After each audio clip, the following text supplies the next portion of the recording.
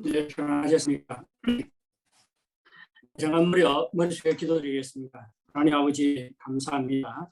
오늘도 우리를 온라인에서 모여 예배드릴 수 있도록 도와주셔서 감사를 드립니다. 지금까지 코로나 바이러스로부터 우리를 온전히 지켜주시는데 계속해서 우리를 지켜주시고 우리 중에 한 사람도 이 전염병에 걸리지 않도록 하나님 함께해 주시옵기를 간절히 바랍니다. 다시 한번 주님 앞에 예드리오니 주께서 받아주시고 또 영광 받아 주시옵소서. 이 시간 주의 말씀을 들을 때 주의 말씀을 통해서 다시 한번 우리의 마음과 우리의 앞길을 밝게 비추어 주시기를 간절히 바랍니다. 그래서 우리의 생각하는 것, 우리의 말하는 것, 우리의 행동 하나하나가 다 하나님의 합한 것이 될 수 있도록 인도하여 주시옵소서. 예수님의 이름으로 기도하옵나이다. 아멘. 네, 하나님께서는 우리를 구원해서 하나님의 백성으로 삼으셨을 뿐만 아니라 우리에게 끊임없이 은혜를 베풀어 주십니다. 이는 우리로 하여금 하나님의 은혜에 합당한 삶을 살도록 하기 위해서입니다. 우리가 하나님의 은혜에 합당한 삶을 살 때에 우리는 하나님의 은혜와 축복의 통로가 되어서 다른 사람들에게도 축복이 될 수가 있습니다. 반대로 우리가 하나님의 은혜에 합당한 삶을 살지 않고 여전히 죄 가운데 살아갈 때에 우리는 하나님의 은혜에서 끊어질 수가 있습니다. 뿐만 아니라 다른 사람들에게 축복이 아니라 화를 불러올 수도 있습니다. 따라서 우리는 하나님의 은혜를 알고 그 은혜에 합당한 삶을 살아야 합니다. 그러면 어떻게 하면 하나님의 은혜에 합당한 삶을 살 수 있을까요? 오늘 본문은 엘리의 집이 하나님의 징벌을 받아서 몰락하게 된 원인을 밝히고 있습니다. 엘리는 제사장입니다. 그리고 그의 두 아들 홈니와 비느하스, 갑자기 이름이 생각이 안 나네. 홈니와 비느하스죠. 네, 홈니와 비느하스, 홈니와 비느하스, 홈니와 비느하스도 제사장이 되어서 성소에서 섬겼습니다. 그때 당시 제사장은 영적인 지도자지요. 백성들을 위해서 제사를 드렸을 뿐만 아니라 백성들을 축복하고 또 하나님의 말씀을 대하는 자들이었습니다. 따라서 온 가족이 제사장으로 섬긴다는 것은 엄청난 은혜가 아닐 수가 없습니다. 사무엘상 2장 28절은 제사장으로 섬기는 것이 얼마나 큰 은혜인지에 대해서 이렇게 말하고 있습니다. 이스라엘 모든 지파 중에서 내가 그를 택하여 내 제사장으로 삼아 그가 내 제단에 올라 분향하며 내 앞에서 에봇을 입게 하지 아니하였느냐. 이스라엘 자손이 드리는 모든 화제를 내가 내 조상의 집에 두지 아니하였느냐. 네, 여기서 이스라엘 모든 지파 중에서 내가 그를 택하여 내 제사장으로 삼아 그렇게 말하고 있죠. 제사장은 하나님께서 특별히 선택해서 제단에서 섬기도록 한 것입니다. 성경에서 선택이라는 말은 늘 하나님의 은혜를 나타낼 때 사용하는 말입니다. 따라서 제사장으로서 선택을 받아서 하나님을 섬긴다는 것은 하나님의 크나큰 은혜라는 말입니다. 제사장으로 선택을 받아 하나님을 섬기는 것도 하나님의 은혜인데 제사장으로 섬길 때에 또 많은 혜택이 주어지지요. 금방 읽은 사무엘상 2장 28절 후반절에 보면 이런 내용이 나옵니다. 이스라엘 자손이 드리는 모든 화제를 내가 내 조상의 집에 주지 아니하였느냐. 무슨 말이지요? 제사장으로 섬기는 자들에게는 백성이 드리는 제물 중에서 그들의 몫이 주였습니다. 예를 들면 이스라엘 백성들이 화목제를 드릴 때에 제물로 드리는 동물의 가슴살과 그리고 오른쪽 넓적 다리가 제사장에게 주어졌습니다. 그리고 곡식으로 제사를 드릴 때에도 제사장들에게 돌아가는 몫이 있었습니다. 따라서 제사장은 하나님으로부터 풍성한 공급을 받으며 살았습니다. 제사장으로 섬기는 것은 은혜 위에 은혜가 아닐 수 없습니다. 엘리와 엘리의 두 아들 다 이러한 은혜와 축복을 누리고 있었죠. 그런데 엘리의 온 가문이, 오늘 본문 마지막에 보면 엘리의 온 가문이 하나님의 징벌을 받아서 아주 비참한 최후를 맞이하게 됩니다. 31절부터 34절에 기록된 하나님의 말씀을 보시기 바랍니다. 제가 이 본문을 읽을 때에 어떠한 징벌이 엘리의 가문에 임했는지 주의해서 보시기 바랍니다. 31절입니다. 보라, 내가 내 팔과 내 조상의 집 팔을 끊어 내 집에 노인이 하나도 없게 하는 날이 이를지라. 이스라엘에게 모든 복을 내리는 중에 너는 내 처소의 환난을 볼 것이요 내 집에 영원토록 노인이 없을 것이며 내 제단에서 내가 끊어버리지 아니할 내 사람이 내 눈을 쇠잔하게 하고 내 마음을 슬프게 할 것이요 내 집에서 출산되는 모든 자가 젊어서 죽으리라. 내 두 아들 홈니와 비느하스가 한날에 죽으리니 그 둘이 당할 일이 내게 표징이 되리라. 36절에서 계속해서 이렇게 말합니다. 그리고 내 집에 남은 사람이 각기 와서 은 한 조각과 떡 한 덩이를 위하여 그에게 엎드려 이르되 평안히 내 세상의 직분 하나를 맡겨 내게 떡 조각을 먹게 하소서 하리라 하셨다니라.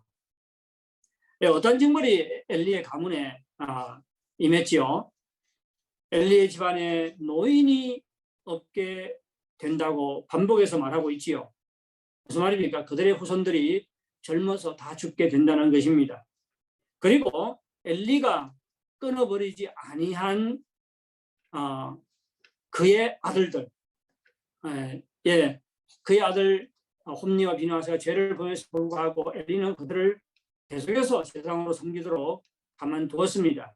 근데 그들이 엘리의 눈을 쇠잔하게 하고, 아주 마음을 속상하게 한다는 말입니다. 눈을 쇠잔하게 하고 그의 마음을 슬프게 할 것입니다. 뿐만 아니라 엘리의 후손들은 먹을 것이 없어서 새로 세워진 제사장에게 와서 구걸을 할 것이라고 말합니다. 뿐만 아니라 엘리의 두 아들 홈니와 비느하스가 같은 날에 죽을 것인데 이 사건은 장차 그의 가문의 임을 하나님의 징벌의 표징이 될 것이라고 말합니다. 하나님께서 말씀하신 대로 엘리의 가문을 징벌할 것에 대한 증거라는 말입니다. 사무엘상 4장을 보면 엘리의 두 아들이 블레셋과의 전쟁에서 같은 날에 죽습니다.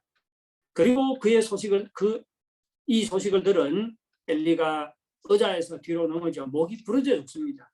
그리고 비느하스의 아내도 너무 놀라서 아이를 낳다가 죽지요. 하지만 이것은 시작에 불과합니다. 하나님의 무서운 징벌이 엘리의 온 가문에 임했습니다. 하나님의 선택을 받아 제사장으로 섬기던 가문이 하나님의 징벌을 받아 몰락했다는 것은 너무나 안타까운 상황이 아닐 수가 없습니다. 우리는 이 사건을 우리 삶의 경계로 삼아야 합니다.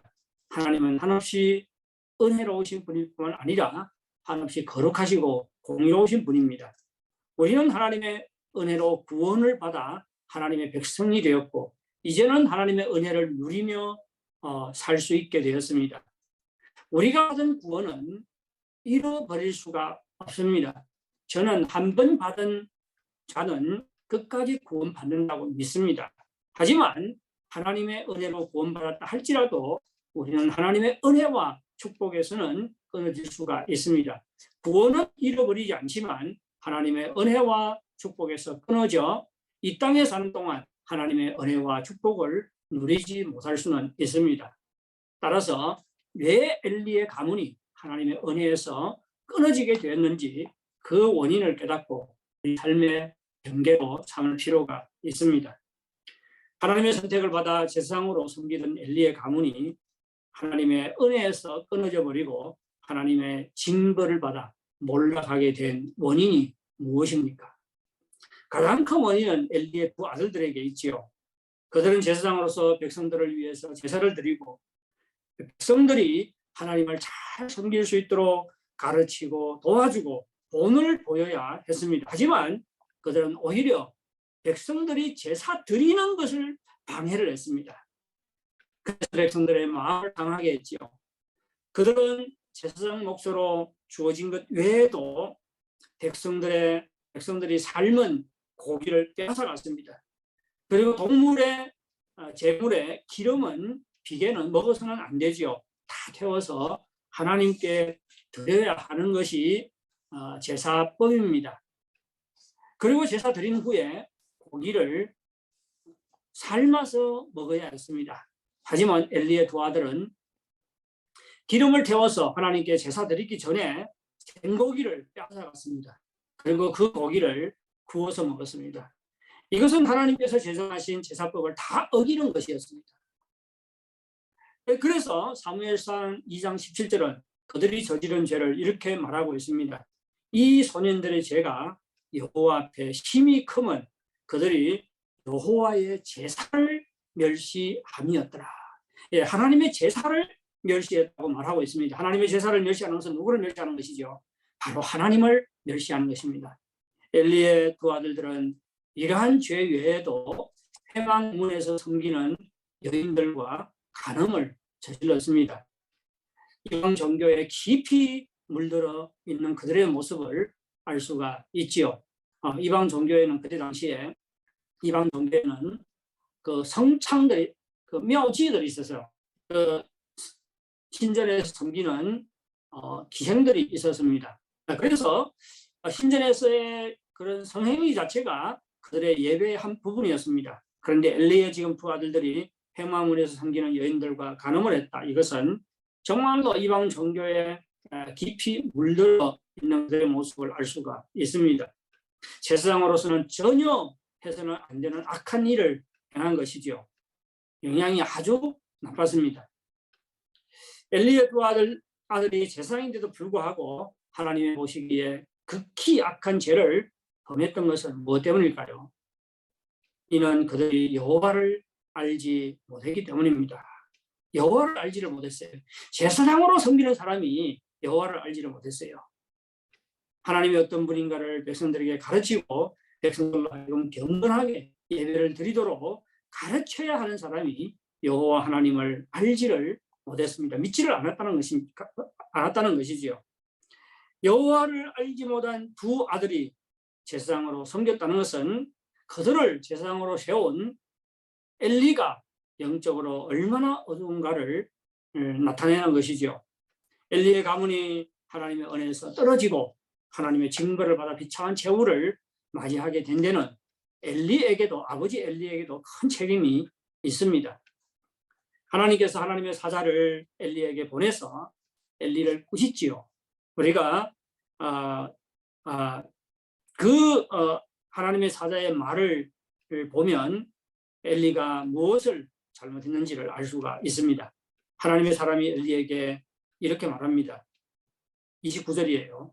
너는 어찌하여 내가 내 처소에서 명령한 내 재물과 예물을 밟으며 내 아들을 나보다 더 중히 여겨 내 백성 이스라엘이 드리는 가장 좋은 것으로 너희들을 살찌게 하였느냐.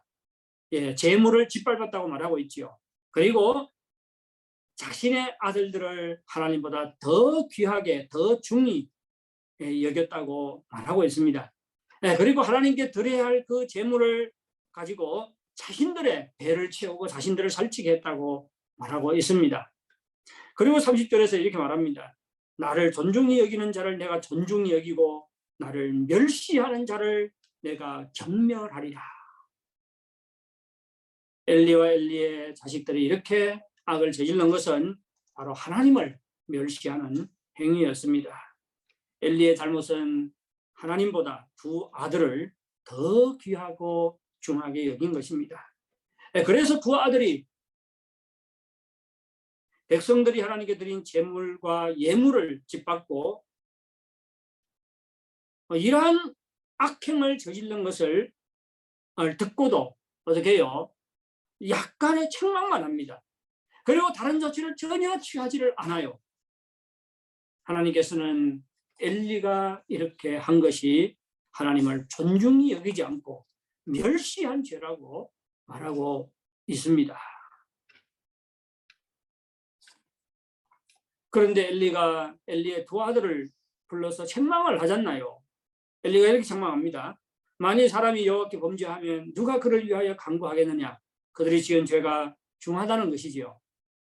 그러면 엘리가 아버지로서 할 일을 다 한 것이 아닙니까? 그런데 왜 하나님께서는 엘리에게 책임을 물은 것이죠? 엘리는 자신이 할 일을 다 했다고 생각할 수도 있습니다. 하지만 하나님 보시기에 전혀 그렇지가 않습니다. 보십시오. 하나님은 엘리의 두 아들이 지은 죄가 너무 악하기 때문에 그들을 죽이기로 작정을 하셨습니다. 즉 다시 말해서 엘리의 두 아들이 지은 죄가 무슨 죄라는 것이에요? 죽을 죄라는 것입니다. 하나님 보시기에 그 두 아들이 지은 죄는 죽을 죄예요. 그런데 엘리는 어떻게 했습니까? 그저 몇 마디 다 이루는 것 외에 아무런 조치를 취하지 않았습니다. 이는 두 아들이 지은 죄가 큰 죄라는 것을 알았지만 죽을 정도로 엄중한 죄라는 것을 알지를 못했기 때문입니다. 더구나 두 아들의 죄 때문에 온 집안이 비참한 결말을 맞을 정도로 그들의 죄가 심각하다는 것을 깨닫지 못했던 것입니다.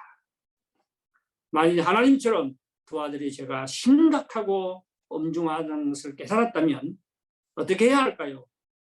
어떻게 해야 마땅합니까? 두 아들이 더는 제사장직을 감당하지 못하도록 조치를 취해야 합니다. 그리고 머리에 죄를 집어쓰고 하나님께 회개해야 합니다. 하지만 엘리는 전혀 이러한 조치를 취하지를 않았습니다.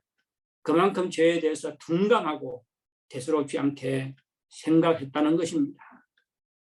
엘리 제사장의 가장 큰 문제는 무엇이죠? 뭐 때문에 이렇게 행했습니까?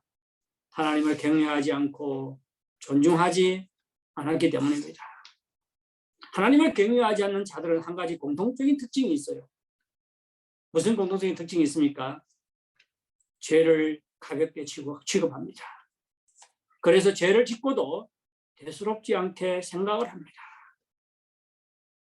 우리는 엘리의 아들들은 말할 것도 없고 엘리에게도 이러한 문제가 있는 것을 발견할 수가 있습니다.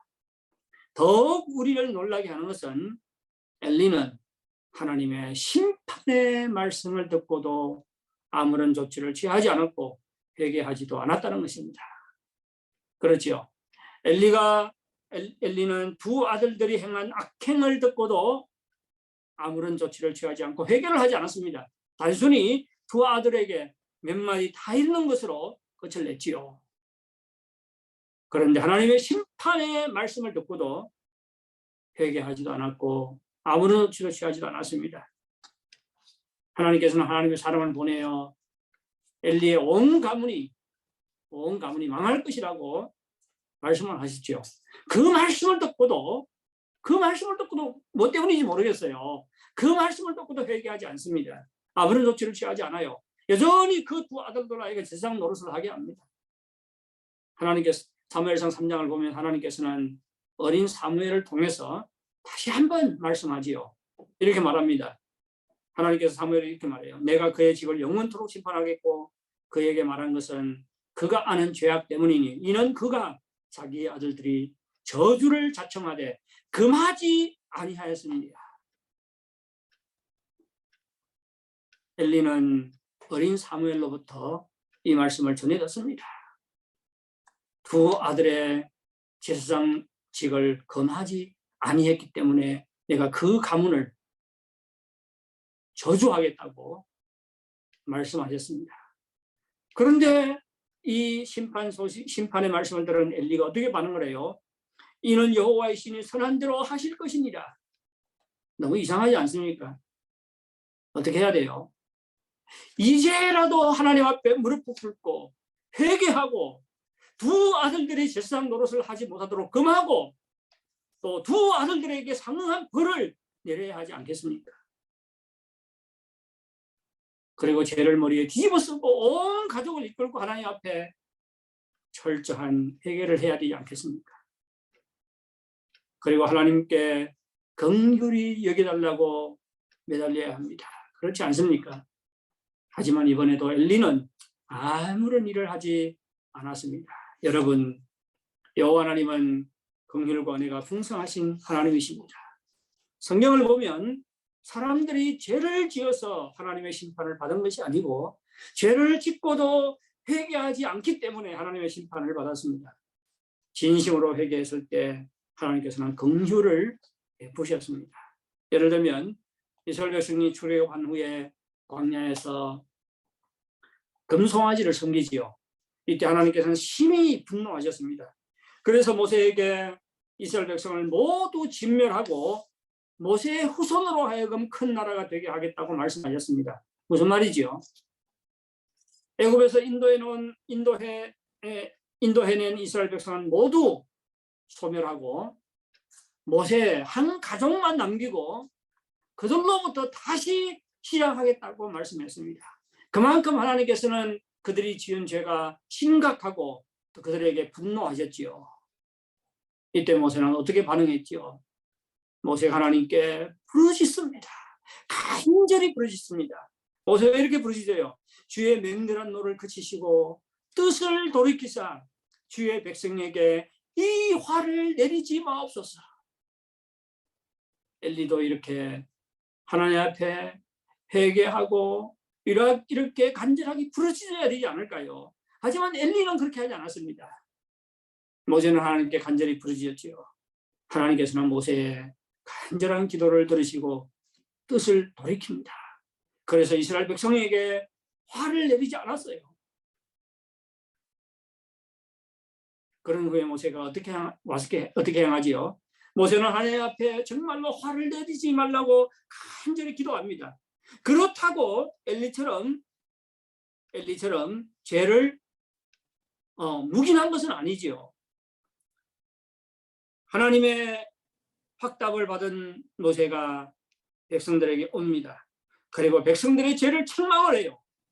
그런 후에 금송아지를 갈아서 가루를 낸 다음에 물에 타서 백성들로 하여금 마시게 하지요. 그들의 죄가 얼마나 심각한가를 깨닫도록 하기 위해서입니다. 뿐만 아니라 레위인들을 시켜서 금송아지를 섬긴 자들을 처단하게 죽이게 합니다. 그날에 3,000여 명이 죽임을 당합니다. 이를 통해서 모세는 이스라엘 백성들로 하여금 그들이 지은 죄의 엄중성을 깨닫게 하고 철저히 회개하도록 했습니다. 그리고 하나님을 경외하도록 했습니다. 여기에 비해 엘리는 아무것도 행하지를 않았지요. 단순히 두 아들을 몇 마디 책망하는 것으로 그쳤습니다. 하나님의 심판의 말씀을 듣고도 회개하지도 않았고 두 아들들에게 제사를 하지 못하도록 금하지도 않았고 두 아들들이 지은 죄를 벌을 내리지도 않았습니다. 우리 하나님 은혜와 긍휼이 풍성하신 하나님이십니다. 만일 엘리가 하나님의 심판 경고를 듣고 진심으로 회개하고 두 아들에게 벌을 내렸더라면 하나님께서 생각을 바꿀 수도 있습니다. 하지만 엘리는 두 아들을 약간 꾸짖은 것 외에는 아무런 조치를 취하지를 않았습니다. 회개하지도 않았고 두 아들에게 벌을 주지도 않았습니다. 참으로 안타깝고 실망스러운 일이지요. 하나님께서 엘리 가문에 엄청난 은혜를 베풀어 그들로 하여금 제사장으로 섬기게 했습니다. 하지만 그들은 하나님의 은혜에 합당한 삶을 살지 않고 오히려 하나님을 멸시하고 악을 행했습니다. 그 결과 온 가문이 하나님의 은혜에서 끊어지고 하나님의 징벌을 받아 망하는 비참한 결말을 맞이하게 되었습니다. 하나님께서는 엘리 가문이 당한 일을 우리 삶의 경계로 삼으시기를 바랍니다. 그래서 하나님의 은혜에 합당한 삶을 살기를 바랐습니다. 그러면 우리가 어떻게 하면 하나님의 은혜에 합당한 삶을 살 수 있을까요? 우선 하나님을 존중히 여기심으로 죄를 멀리해야 합니다. 우리가 하나님의 은혜에 합당한 삶을 살기 위해서는 하나님을 존중히 여겨야 합니다. 만일 우리가 하나님을 경외하지도 않고 하나님을 존중히 여기지도 않으면 쉽게 하나님의 뜻을 어깁니다. 그리고 죄를 짓고도 대수롭지 않게 생각합니다.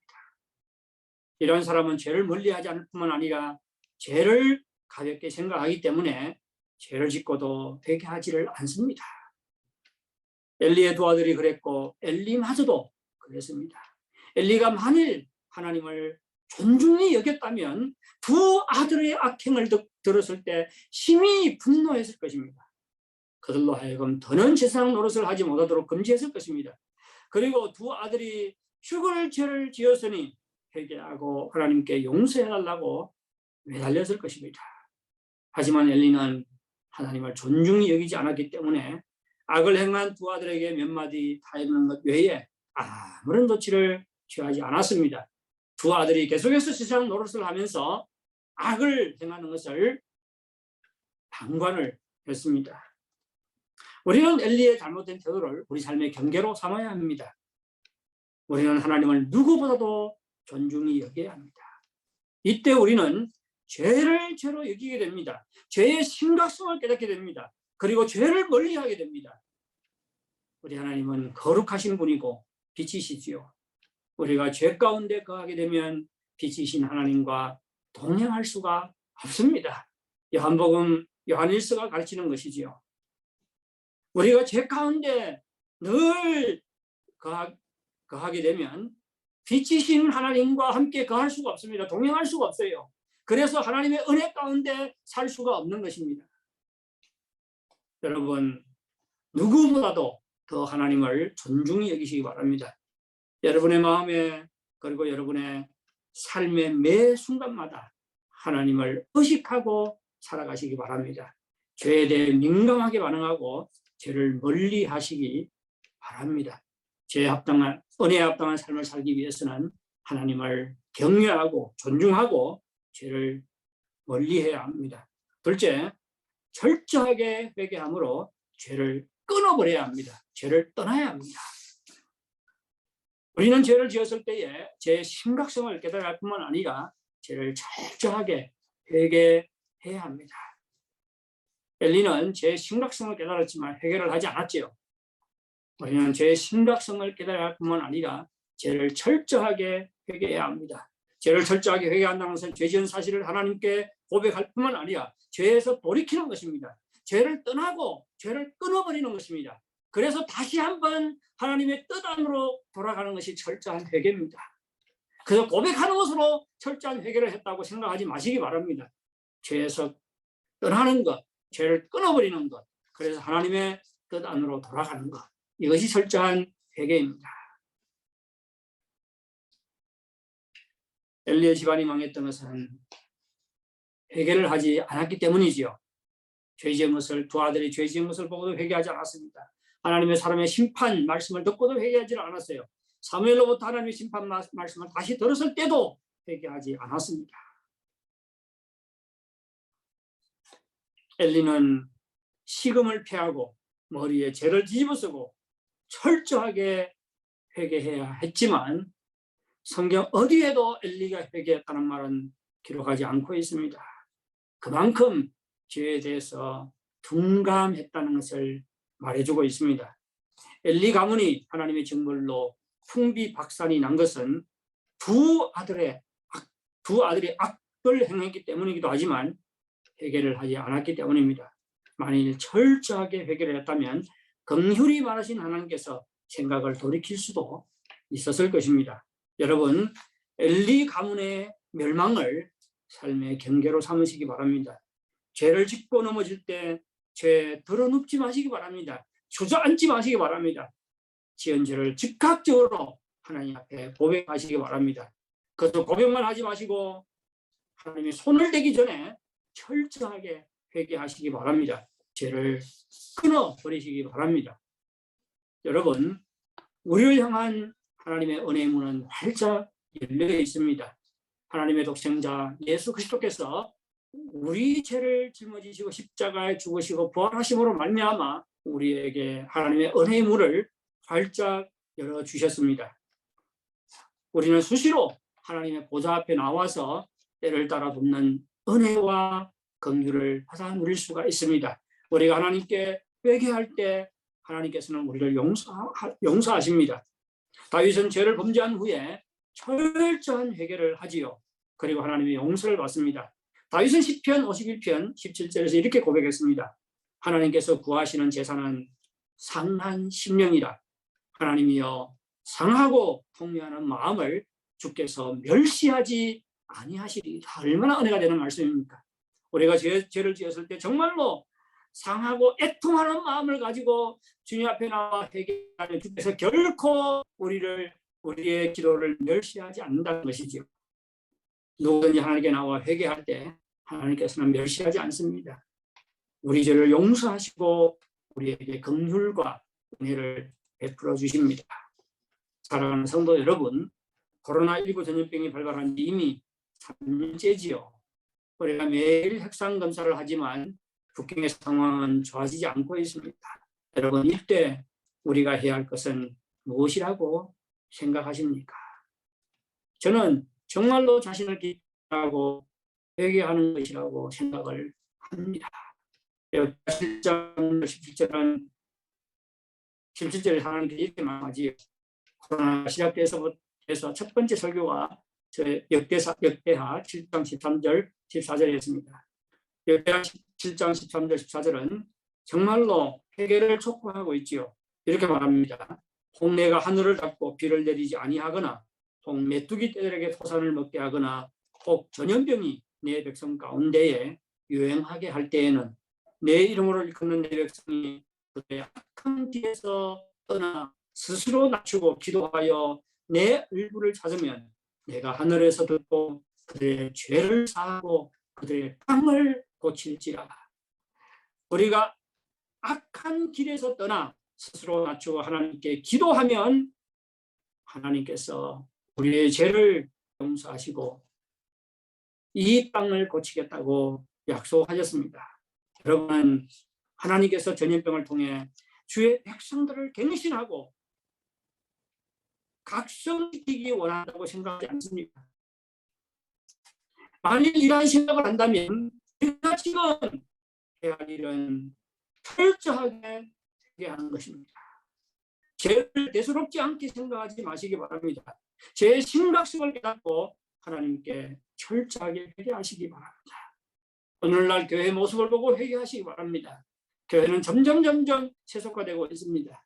오늘날 우리 자신의 모습을 보고 회개하시기 바랍니다. 우리는 자주자주 이 세상을 쫓아 살아가고 있지 않습니까? 똑같은 사람 대수롭지 않게 생각하고 있지 않습니까? 이 모습을 깊이 반성하고 하나님 앞에 철저하게 회개하시기 바랍니다. 죄를 꺼버리고 하나님을 경외하는 삶을 회복하시기 바랍니다. 그리고 하나님의 긍휼을 구하시기 바랍니다. 하나님을 존중하고 철저히 회개함으로 영적으로 각성하고 부흥할 수 있기를 바랍니다. 그래서 더욱 풍성한 하나님의 은혜 가운데 살아갈 수 있기를 바랍니다. 찬양 한 곡 부르고 다 같이 기도하도록 하겠습니다.